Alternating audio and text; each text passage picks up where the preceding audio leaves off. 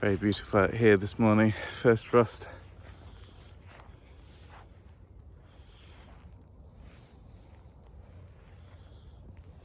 Don't know if it comes across really, but this is a lovely scene out here. Why must Mummy and Daddy fight? There we go, that's a nice view. When you are told that you're overweight by a doctor, the main advice you get is do some exercise and eat healthily. One of them is fairly obvious, sort of. You can do some exercise, you can get some walks in, but do you need to power away at the gym? Do you need to go on 20-mile runs? You go on 5-minute runs? Should you go on half an hour walks? Would that be enough? Nobody has the answer to that. The other thing they say is eat healthily, and that is an absolute minefield. And is the gist of what I'm trying to do at the moment. I'm trying to work out. That's why I'm doing these videos. Oh, there's a dog, so I'm walking. If you do your research, like I have been doing a lot of research, then you'll come across an enormous number of... Oh! Hi! Hi!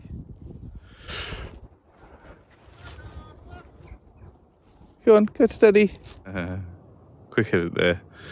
If you do your research and you read a lot of books, you'll see there's an enormous number of diet books out there. There are lots of different conflicting advices.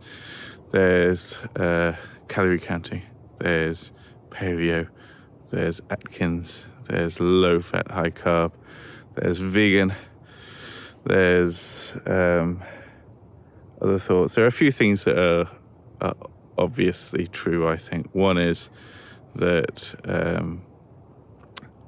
ultra-processed foods are bad. I think we can safely eliminate them from our diet, because what are you doing when you do that? You're eating real food. You're eating food that is not provided to you by a company. You're making it yourself. It's fresh. There's no way you can go wrong, I think, with doing that. The other thing we can say is that sugar's probably bad for you. Too much refinement in sugar does cause, or seems to align with, things like glucose spikes that cause build-up of insulin and a lot of fat storage. And things like diabetes and things like that have been proven to be the result of too much glucose spikes, and insulin deficiency and insulin... Oh, I've forgotten the word now. Insulin... Oh, when it stops working. Okay, anyway.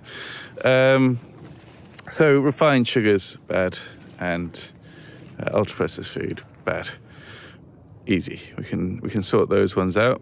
Stop eating so much sugar. Stop eating ultra-processed food. Make sure that you make all the food yourself, so you know exactly how much sugar goes into it.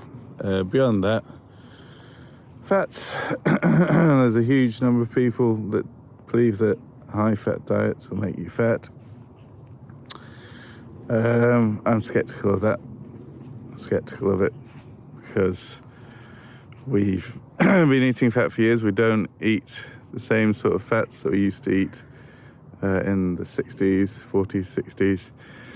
A lot more lard and butter and dairy would be in your diet back then. So why is it now that we're fat? Skeptical of that.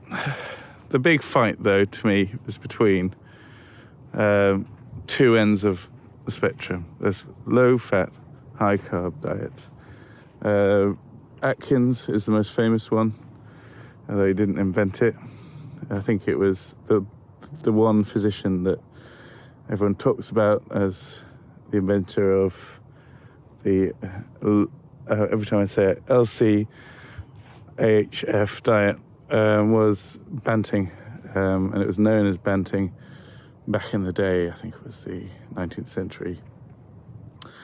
And it just means cutting out starchy things, sugars, white flour, things that are made from flour like bread and potatoes, and just eating high fat foods like animal fats and steak 3 times a day, and a few green vegetables. And the Atkins diet, I think, was in several stages, where you start with just mainly meat, and then you start to reintroduce some vegetables into it. And there are variants on this. There are lots of different ones, like the Long Beach diet, the paleo diet, and other ones. A lot of these are just the same idea, dressed up a different way, a different method for going about it in your diet. The other one, of course, is vegan. Vegan purports to be a good way of losing weight, partly because if you go vegan, it's a very drastic change to your diet. If you're a meat eater, you go from having a lot of processed food to having a lot of unprocessed plants, very high fiber.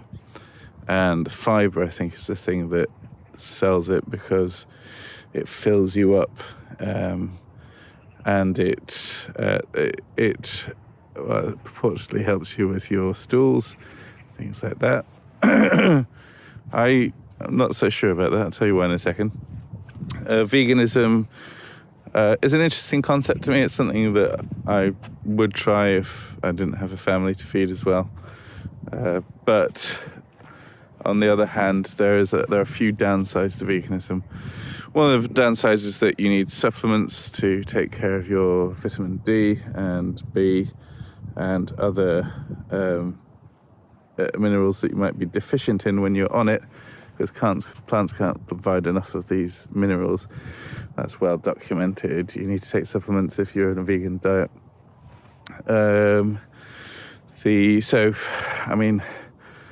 That to that point, if your diet doesn't give you all the right nutrients, is it a good diet? That would be my first point. Secondly, I enjoy meat, obviously. I think we should eat less of it. I think we should definitely cut down on the amount of meat on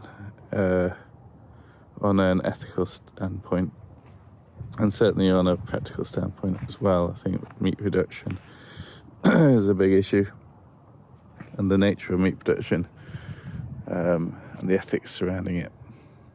So I think that is a good thing that there is veganism. I think there's nothing wrong with a vegan diet per se. It's a very modern diet in many respects. It's not something that our Paleolithic ancestors might have gone for, I think, if they had the choice. Meat, fish, or just vegetables and supplements. That's the two big warring factions. And of course, there's things like calorie counting and elimination diets and other kind of, a lot of calorie counting diets dressed up as other things like Slimming World. And they have varying degrees of success. I find myself perched on this ledge a bit, because I think the low carb, high fat diets are they're interesting. The way they work is you don't eat as much sugar, glucose.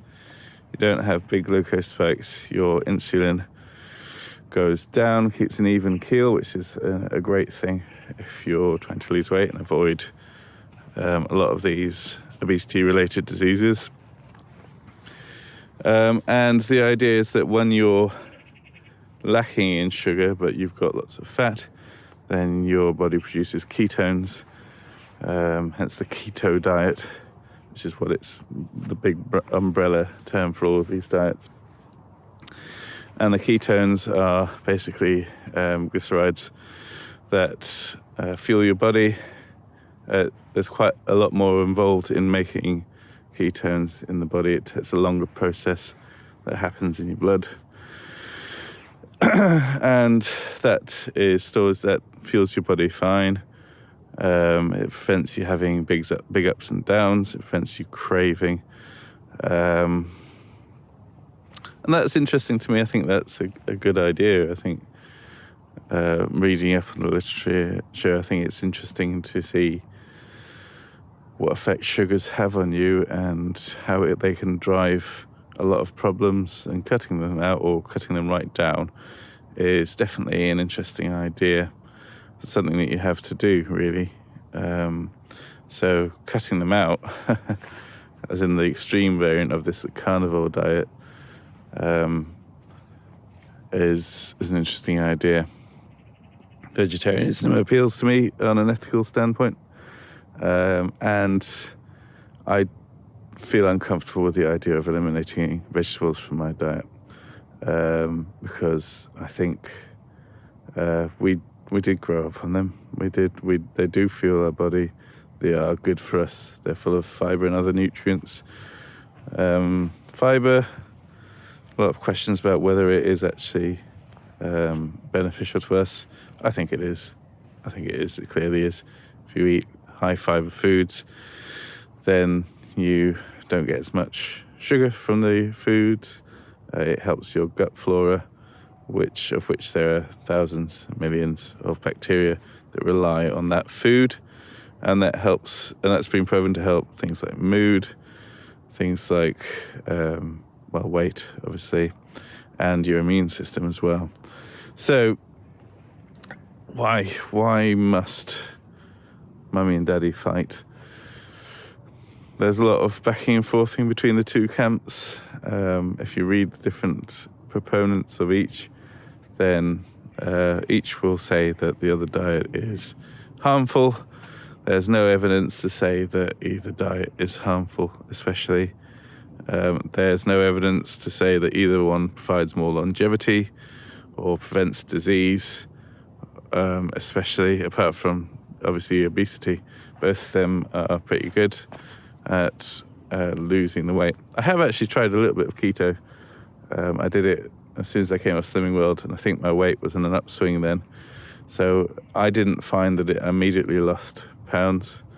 I found that I just felt very, very full. Stayed the same weight for about 3 weeks, and then I came off it because I didn't find it that palatable. I didn't enjoy it. Something you might think about again, but I think moderation has got to be the key for me, somewhere between the two, somewhere in the middle. Eating some definitely eating fats. I will eat high fat and high protein whole foods such as meats and fish and pulses, and I will eat high fiber vegetables alongside them, and I have been doing that. I also will eat bread. Sorry, grain brains. I make my own bread, whole wheat, with seeds and things like that, and I can't tell if it's good for me or not at the moment. I seem to be losing weight, actually, slowly. But I don't think we should deny ourselves those things. I think as soon as you do deny yourself too much of anything, if you go one extreme or the other, then you're in danger of, when you do seize upon those nutrients that the body has missed, of relapsing and then suddenly putting it all back on and going back to being unhealthy. Anyway, that's my thoughts on the two big diet strands, which are low carb, high fat, and vegan diets, both extremes. Okay, don't be extreme. See you later.